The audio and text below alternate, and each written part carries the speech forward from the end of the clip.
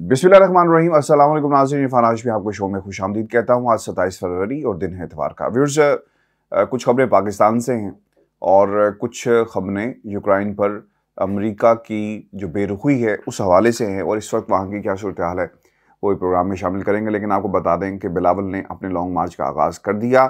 नारे लगाए गए इमरान खान को घर भेजने के हवाले से, और ये नारे पहले भी लगते रहे, लेकिन किसी जमात में इतनी जुर्रत नहीं हुई या इतनी सियासी दानिस्तगी और सियासी उनका मकाम नहीं था कि वो इमरान खान की हुकूमत को किसी भी तदबीर के ज़रिए घर भेज सकते। एक बात जो उन्होंने कही कि अवाम को हक मिला है, पीपल्स पार्टी की हुकूमत में मिला है। पीपल्स पार्टी ने 18वीं तरमीम की सूरत में सूबों को उनके हकूक दिए, लेकिन जब तक ये कठपुतली हुकूमत है ना तो सिंध तरक्की कर सकता है और ना ही पाकिस्तान तरक्की कर सकता है।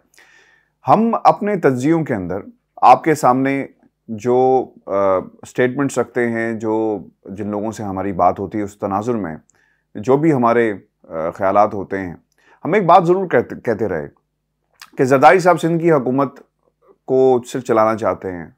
कभी वो पंजाब की बात नहीं करेंगे क्योंकि उन्हें मालूम है कि पंजाब में वो मौजूद ही नहीं। वो बलूचिस्तान की बात नहीं करते, वो केपी की बात नहीं करते, वो गिलगित की बात नहीं करते, वो कश्मीर की बात नहीं करते। आज इनकी तकरीरों में यही जुमले आपको सुनने को मिलेंगे। उन्होंने कहा कि 18वीं तरमीम से सूबों को खुद मुख्तारी मिली, लेकिन वफाक कमज़ोर हुआ। आज जो वफाक के मसाइल हैं वो पूरी कौम के सामने हैं। महंगाई होती है, वफाक को तनकीद का निशाना बनाया जाता है।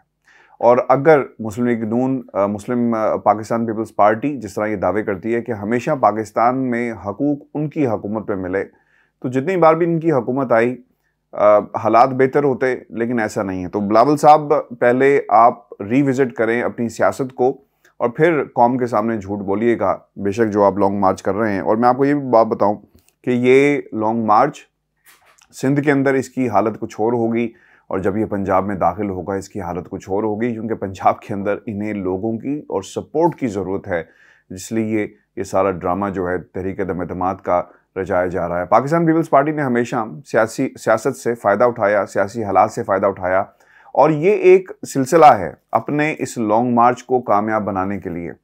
क्योंकि पाकिस्तान पीपल्स पार्टी के अंदर से व्यूअर्स जो आवाज़ें आ रही हैं वो बहुत ही ख़तरनाक हैं, और एतजाज़ अहसन साहब ने जब भी बात की वो समझते हैं कि पाकिस्तान पीपल्स पार्टी इस वक्त किस तरह की सियासत कर रही है। दो बातें उन्होंने कही और बहुत ही इंपॉर्टेंट थी, और वो ये बात कहते हैं कि जो सियासी तौर पर जितने भी ऑप्शंस मौजूद हैं वो नाकाम होंगे, और वो ये भी कहते हैं कि पहले बाउंड्री के इर्द गिर्द मौजूद धरनों को फतह करना और फिर आहिस्ता आहिस्ता आगे बढ़ना और एक बेहतरीन हिकमत अमली होगी। उन्होंने मजीद कहा कि सियासत में जिस चीज़ को वो आर या पार कहते हैं इसकी कोई गुंजाइश नहीं। उन्होंने रिमार्क्स दिए कि पीपल्स पार्टी हुकूमत मुखालिफ इत्तेहाद पाकिस्तान डेमोक्रेटिक मूवमेंट को पहले पंजाब इस इक़दाम का आगाज़ करने की तजवीज़ दे रही थी, और इससे कबल कानून साज असम्बलियों से बड़े पैमाने पर इस्तीफ़ों के फैसले की भी मुखालफत की, लेकिन तजावीज़ को संजीदगी से नहीं लिया गया। मुस्लिम लीग नून ने पंजाब के सदर जो राना सनाउल्लाह, इस हवाले से वो क्या कहते हैं कि अपोजिशन हुकूमत के खिलाफ अदम एतमाद की तहरीक में कामयाबी के लिए पुरुम्मीद हैं, और PDM और दीगर सियासी जमातें कौमी असम्बली में अदम एतमाद का वोट। अब ये सिर्फ और सिर्फ सियासी बयान दिए जा रहे हैं। एतजाज़ अहसन साहब की बात 100% सही है कि पीपल्स पार्टी अपने ऑप्शंस पर आहिस्ता आहिस्ता काम कर रही है। और मैं आपको एक बात बताऊँ, पाकिस्तान तहरीक इंसाफ जिनकी अक्सरियत है इत्तेहादियों को मिलाकर मरकज़ के अंदर, पंजाब के अंदर, KP के अंदर, अगर वो इस पूरी सिचुएशन के अंदर मुल्क के बहुत सारे जो बहरान हैं जो माजी की हुकूमतों के पैदा किए हुए निकालने में नाकाम रही, तो ये कैसे मुमकिन है कि आप जब आवाम के पास जा रहे हैं लॉन्ग मार्च की शक्ल में, 22 करोड़ आवाम इस बात की मुतहम्मिल हो सकती है कि वो इस मुल्क की भाग दौड़ अपोजिशन के हवाले करने के इस फैसले पर या इस इक़दाम के ऊपर सपोर्ट करेगी? नहीं करेगी। आज ये वही बात कर रही है पीपल्स पार्टी। जो ऑप्शंस गौर किए गए, जिस पर जो कशमकश का पूरी पाकिस्तान पीपल्स पार्टी शिकार है, चूंकि ऑप्शंस दिए जा रहे हैं आसिफ अली जरदारी को, बिलावल भुट्टो को, और वो ये कहते हैं कि आप शो लगाएं ठीक है, लेकिन तहरीक दम-ए-एतमाद के हवाले से आपको मुंह की खानी पड़ेगी, क्योंकि मरकज़ के अंदर अगर ना हुआ तो इसका डायरेक्ट इम्पैक्ट जो है पाकिस्तान की अपोजिशन की सियासी जमातों के ऊपर पड़ेगा। और फिर दूसरा ऑप्शन ये है कि इस हुकूमत को अपना वक्त पूरा करने दें, क्योंकि अगर हुकूमत अपोजिशन के हाथ में आ गई, जिस तरह कहा जा रहा है, दावे किए जा रहे हैं, तो फिर आवाम के पास आपने वोट लेने दोबारा इलेक्शन में जाना है। फिर आवाम आपको कहेगी कि आपने तो एक मुंतखब हुकूमत को गिराया उसको घर भेजने की कोशिश की सारे लोगों ने मिलकर। तो जब आप आवाम के सामने जाएंगे, मैशत ठीक ना हुई, महंगाई कम ना हुई, तो फिर आप क्या करेंगे? और ये बात बारहा पाकिस्तान पीपल्स पार्टी के अंदर लोग कर रहे हैं, लेकिन दूसरी तरफ नून लीग, जिसे मुल्क से के साथ कोई गर्ज नहीं है, वो सिर्फ ये चाहते हैं कि हाउस ऑफ शरीफ को किस तरह दोबारा रीइंस्टेट किया जा सके पाकिस्तान की सियासत में। सिर्फ वहां से एक नारा लग रहा है, और वो नारा ये है कि इमरान खान की हुकूमत को घर भेजा जाए और फिल फॉर इलेक्शन करवाए जाए। फिल फॉर इलेक्शन करवाने के हवाले से एक ग्रुप कुछ और कह रहा है, दूसरी तरफ शहबाज शरीफ साहब मुल्क के वज़ीर-ए-आज़म बनने के ख्वाब देख रहे हैं, और दोनों खानदानों में इस वक्त जंग का जो है समा है। व्यूअर्स, मैंने कुछ रोज़ पहले, बल्कि अगर मैं गलत नहीं हूं तो आखिरी प्रोग्राम में मैंने ये बात कही थी, और वो बात ये थी कि अगर ये लोग जिस नारे लगा रहे हैं ना कि हम तहरीक-ए-एतमाद लाएंगे, इतने इत्तेहादियों के साथ भी बात हो रही है, पाकिस्तान तहरीक-ए-इंसाफ के लोगों से बात हो रही है, अगर पाकिस्तान तहरीक-ए-इंसाफ के लोगों ने इनके लोगों को तोड़ना शुरू कर दिया तो फिर क्या होगा? क्योंकि ये सियासत जो है एक धंधा बन गया है। अगर आप नजरियाती तौर पर किसी भी सियासतदान के हवाले से बात करें तो उसको ये हक नहीं पहुंचता कि वो अपनी जमात के साथ गद्दारी करे और किसी दूसरे के साथ मिल जाए, इसलिए कि उनके मजमूम मकासद हैं जो पूरे होने के लिए वो एक सीढ़ी का काम करेगा। ठीक है, बिल्कुल सही है, लेकिन ये धंधा इसलिए बन गया कि पहले ऑपोजिशन बात कर रही थी, अब हुकूमत भी कर रही है। तो उस वक्त क्या होगा? अगर इस तनाजुर में देखें, आज उन्होंने कहा है परवेज खटक साहब के 7 लोगों से बात हो गई है, यकीनन पैसा चला होगा, इख्तियारात चले होंगे, कुछ लेने और देने की बातें हुई होंगी। तो फिर अगर उनका फेल गलत नहीं है बात करने का, और जिस पर मेरे समेत पूरे पाकिस्तान के जितने भी सहाफ़ी हैं, तज्ज़ियाकार हैं जो बातें करते हैं, तो फिर अपोजिशन का किरदार अगर गलत नहीं है, इक़दाम गलत नहीं है, तो फिर हुकूमत का भी इक़दाम गलत नहीं है। और मेरी इत्तलात के मुताबिक ये कुछ हो रहा था, इसीलिए मैंने 2 टॉक के अंदर भी ये सवाल रखा, अपने प्रोग्राम में भी रखा कि अगर हुकूमत ये फैसला कर ले जो उन्होंने कर लिया, लोगों से बात भी हुई है और सरप्राइज़ दिया जाएगा। इमरान खान साहब ने जो ड्रोन हमलों की बात की, वो इस तनाजुर में कर रहे थे कि ड्रोन हमला अगर हुआ, बल्कि होगा, और वो ड्रोन हमला क्या है, वो ड्रोन हमले की तैयारी इस अंदाज में की जा रही है कि दूसरी तरफ से लोगों को तैयार किया जाएगा। व्यूअर्स, ये अभी फ़िलहाल दावों की बात है, लेकिन हमारी इत्तलात के मुताबिक कुछ ना कुछ हो रहा है, और कुछ ना कुछ हुकूमत जो है वो तैयारी कर रही है, और एक एक मेंबर पर पाकिस्तान तहरीक-ए-इंसाफ ना सिर्फ अपने मेंबरान पे काम कर रही है, बल्कि दूसरी तरफ भी लिस्टें तैयार की गई हैं, जिसमें संजरानी साहब को ये टास्क दिया गया कि वो इत्तेहादियों से जाकर मिलें। जो परवेज खटक साहब हैं, उनके पास लिस्टें मौजूद हैं कि केपी में जो मुंतखब जो अरकान थे जिनका ताल्लुक केपी से है, उनके ऊपर काम किया जा रहा है। पंजाब के अंदर बुज़दार साहब की ड्यूटी भी लगाई गई, इसके अलावा गवर्नर पंजाब की ड्यूटी भी लगाई गई है कि वो लोगों से बात करें। और फिर दूसरी तरफ असद कैसर साहब बहुत एक्टिव हुए हैं, वो लोगों से टेलीफोन पर बात कर रहे हैं और एश्योरिटीज़ दी जा रही हैं, ली जा रही हैं, और फिर नाराज़ अरकान के हवाले से भी कार्ड जो प्ले किया जाएगा। ठीक है, अगर कोई नाराज़ था उसको मना लिया जाएगा। और फिर एक ग्रुप जो है जिसमें शेख रशीद साहब, फवाद चौधरी साहब, और इसके अलावा वो लोग जो तरीन साहब के बहुत हामी थे, वो भी, उन्होंने भी गुफ्तगू शुरू कर दी है और बात चला दी है तरीन साहब से। बहुत जल्दी जो है वहाँ से भी कोई ना कोई ब्रेक थ्रू मिलने की उम्मीद है पाकिस्तान तहरीक-ए-इंसाफ को। व्यूअर्स, आपको भी बता दें कि बिलावल साहब इस वक्त रवा दवा हैं, और दूसरी तरफ जो है शाह महमूद कुरैशी साहब भी रवा दवा हैं, और उन्होंने अपना जो लॉन्ग मार्च था, जब ये बिलावल ने ऐलान किया था, तो शाह महमूद कुरैशी साहब ने भी कहा था कि बच्चे मैं लड़काना आ रहा हूँ, तो वो अब अपना जो शो है वो भी चला रहे हैं। अच्छा, पाकिस्तान के हवाले से कुछ पैगामात जो हैं शाह महमूद कुरैशी साहब ने भी दिए पाकिस्तान हुकूमत के हवाले से भारत के तनाजुर के अंदर। और दूसरी तरफ जो उन्होंने ये बात कही, ये बहुत ही इम्पॉर्टेंट थी बिलावल भुट्टो जरदारी के हवाले से, कि वो कहते हैं कि हम से हिसाब लेने निकले हैं तो ज़रूर लो हमारा हिसाब, हमारा वज़ीर-ए-आज़म घबराता नहीं है। सिंध में बिलावल से 15 साल का हिसाब लेने आए हैं। कराची के लोगों को दिन दिहाड़े गन पॉइंट पर लूटा जा रहा है। बिलावल से पूछता हूं कि कराची में बेअमनी का जिम्मेदार कौन है? IG, SS, SP किसके ताबे हैं? बिलावल से पूछता हूं कि वर्कर्स को 30-30 हज़ार रुपये किसने दिए?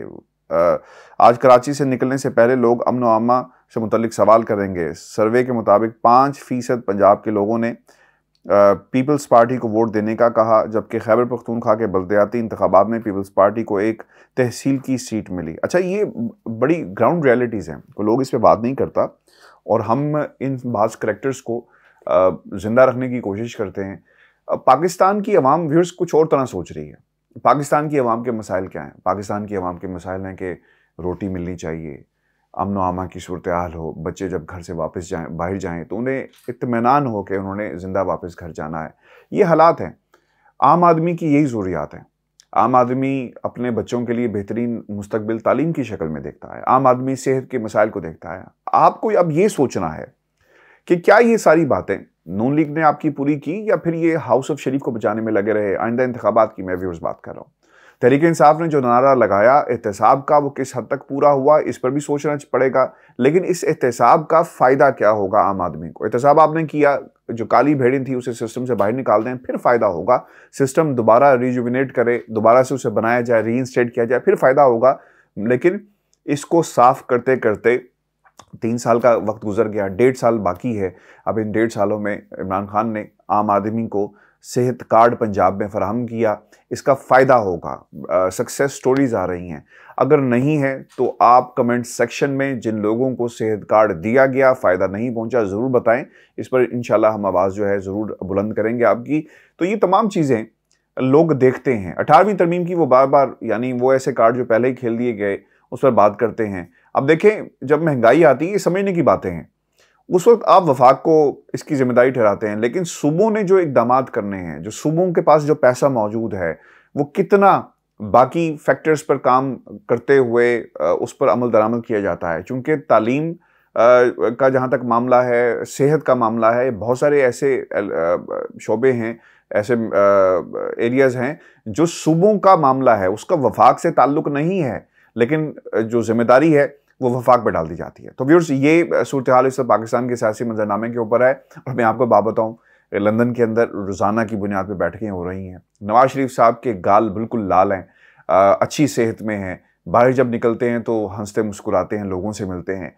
नवाज शरीफ साहब के लिए ये महीना, यानी जो मार्च का महीना होगा, कोई ना कोई तारीख यहाँ पर इसका ऐलान होगा और फिर इंशाल्लाह हम कोशिश कर रहे हैं। बाकायदा मैंने अपने वकला को बरतानिया के अंदर डायरेक्शंस दी हैं तहरीर तौर पर कि वो जो हेयरिंग होगी नवाज शरीफ साहब की यहाँ पर, उसको पब्लिक एक्सेस दिया जाए। क्योंकि लास्ट टाइम सुनने में आया कि हेयरिंग हुई, लेकिन वो सिर्फ और सिर्फ एक कागजात जमा करवाने के हवाले से थी, कोई मेजर उसमें डेवलपमेंट नहीं हुई। अब देखना होगा कि फर्दर क्या होता है। नवाज शरीफ साहब के पास ऑप्शंस, अब आजकल वो लंदन में बैठ के अपने ऑप्शंस पर गौर कर रहे हैं।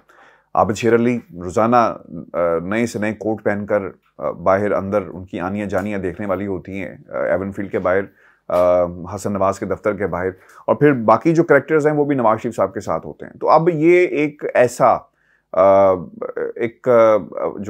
जो एवनफील्ड हसन नवाज का दफ्तर जो है, वो पाकिस्तान मुस्लिम लीग नून का एक गढ़ बन गया है। और जहाँ पे पाकिस्तान तहरीक इंसाफ की हुकूमत को कैसे गिराना है, इसके बारे में सारा दिन गुफ्तगू होती रहती है।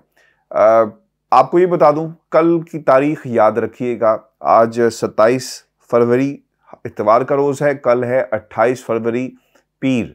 बहुत बड़ी खबर लंदन से मैं ब्रेक करने जा रहा हूँ और लोगों ने बड़े सवालात किए, अरे कहाँ रह गए। कल हम बताएंगे कि क्या डेवलपमेंट्स हुई लंदन के अंदर, और कुछ लोग जो पाकिस्तान में दावे करते थे उनके गुब्बारे में से हवा कैसी निकली है और अब क्या होगा। इस पर हम इन लोगों के तासुरात भी लेंगे। और मैं आज कुछ लोगों से मुलाकात भी कर रहा हूँ, अगर उन्होंने हामी भर ली लंदन में इंटरव्यू देने की तो इंशाल्लाह वो भी एक्सक्लूसिव डिटेल्स जो मैं आपके सामने रखूँगा। व्यूअर्स, जाते जाते आपको बता दें, यूक्रेन के हवाले से बड़ी ज़बरदस्त किस्म की लड़ाई वहाँ पर इस वक्त हो रही है। लोग घरों से नकल मकानी कर रहे हैं। लेकिन एक फैक्टर ये हुआ, आपको याद होगा 65 की जंग हुई पाकिस्तान और भारत की, तो पूरी कौम को हमने पाकिस्तान बनते हुए देखा। यूक्रेन के अंदर भी मुल्क के दिफा के लिए इस वक्त की वहाँ की सूरत हाल भी यही है। यूक्रेन ने सबसे बड़ी गलती क्या की? यूक्रेन ने सबसे बड़ी गलती ये की कि उन्होंने अमेरिका के ऊपर यकीन किया। अब यूरोपीय यूनियन के जितने भी ममालिक हैं उनका दिफा मजबूत करने की जो कसम खाई है वो अमेरिका ने खाई है। अब अमेरिका अपनी चुदराहट को पूरी दुनिया में किस तरह कायम कर रहा है, इस तरह कायम कर रहा है। यूक्रेन को उन्होंने कहा कि तुम हिम्मत करो, आगे बढ़ो, डटे रहो। लेकिन जब यूक्रेनियन जो अवाम थी, जो उनका सदर है, उन्होंने पीछे मुड़ के देखा तो अमेरिका दूर दूर तक नज़र नहीं आया। अमेरिका मुतहम्मिल नहीं हो सकता। जो बाइडेन ने ये बात कही अपने एक स्टेटमेंट में, जब ये यूक्रेन पर हमला हुआ, और उससे पहले भी वो कहते रहे कि हमारा सामना दुनिया की एक बड़ी फौज के साथ है। वो जानते हैं जब जंग होती है ना व्यूअर्स, तो ये एस्टिमेट लगाया जाता है कि कोई भी मुल्क कितनी जल्दी हमला करेगा और कितने दिन तक ये हमला होता रहेगा, जारी रहेगा, और उसके तनाजुर में सप्लाई लाइन क्या है, आपके पास राशन कितने दिनों का है, आपके पास एम्यूनेशन कितने दिनों का है, आपके पास तेल कितने दिनों का है, जहाज़ों को अपने चलाना, टैंकों को चलाना, फौज को मैदान के अंदर जो रसद है वो आप कैसे पहुंचाएंगे, इन तमाम चीज़ों का ख्याल रखा जाता है। आप अभी आप सर्च करके देखें तो आप को जो कैपेसिटी है, यानी फ़ौजी कैपेसिटी, उसको मद्देनज़र रखकर जो एनालिसिस जो किए जाते हैं, कितने दिन तक जंग का कोई भी मुल्क मुतहम्मिल हो सकता है, यानी सप्लाई लाइन को बरकरार रख सकता है। तो इन बुनियादों पर जंग जो लड़ी जाती है, होमवर्क करके आया है रशिया, उसे मालूम था कि क्या होने जा रहा है। और कोई बात ये माने ना माने, इमरान खान का नाम हमेशा के लिए तारीख में लिखा गया, इसलिए लिखा गया, बड़ी कोशिश की, और ये एक जलन भी है पाकिस्तान के बाकी सियासतदानों को, और इसलिए वो बुग़्ज़े इमरान के अंदर ये बातें कर रहे हैं।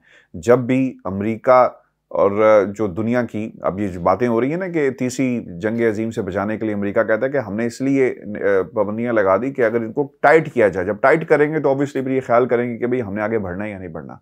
लेकिन मैं आपको बात बताऊँ, रूस ने असूली तौर पर फैसला कर लिया है कि वो बहुत जल्दी यूक्रेन को जो है उस पर कब्जा करेगा और फिर वहाँ पे हुकूमत बनाई जाएगी, बिल्कुल उसी तरह जिस तरह इराक में हुआ, जिस तरह अफगानिस्तान में होता रहा, बाकी जगहों पर होता रहा, अमेरिका करता रहा। अब अमेरिका इस जंग में हिस्सा इसलिए नहीं बनेगा क्योंकि वो पराई जंग में लड़ने का मुतहम्मिल नहीं हो सकता, और उन्होंने ये रूल जो अपनाया वो उस वक्त अपनाया जब वो अफगानिस्तान से उनका इनखला हुआ, और उन्होंने कहा कि आज के बाद हम पराई की लड़ाई में जो है वो अपनी फ़ौजों को नहीं झोंकेंगे, क्योंकि इसके लिए आपको फिर कांग्रेस में जाना पड़ेगा, लोगों को मनाना पड़ेगा। जो दूसरी तरफ से लोग हैं, आप उनको क्या जवाब देंगे? और फिर जब इतने बड़े बड़े स्कैंडल्स मौजूद होंगे, अफगानिस्तान की जंग एक हॉक्स थी, सिर्फ पैसा बनाया जा रहा था, बहुत सारा पैसा अफगानिस्तान की सरजमीन में के नाम पर लिया गया, जंग के नाम पर लिया गया, लेकिन जंग में वो हथियार, वो जहाज़ और वो मशीनरी जो है वो इस्तेमाल ही नहीं की गई। वो पैसे गए कहाँ?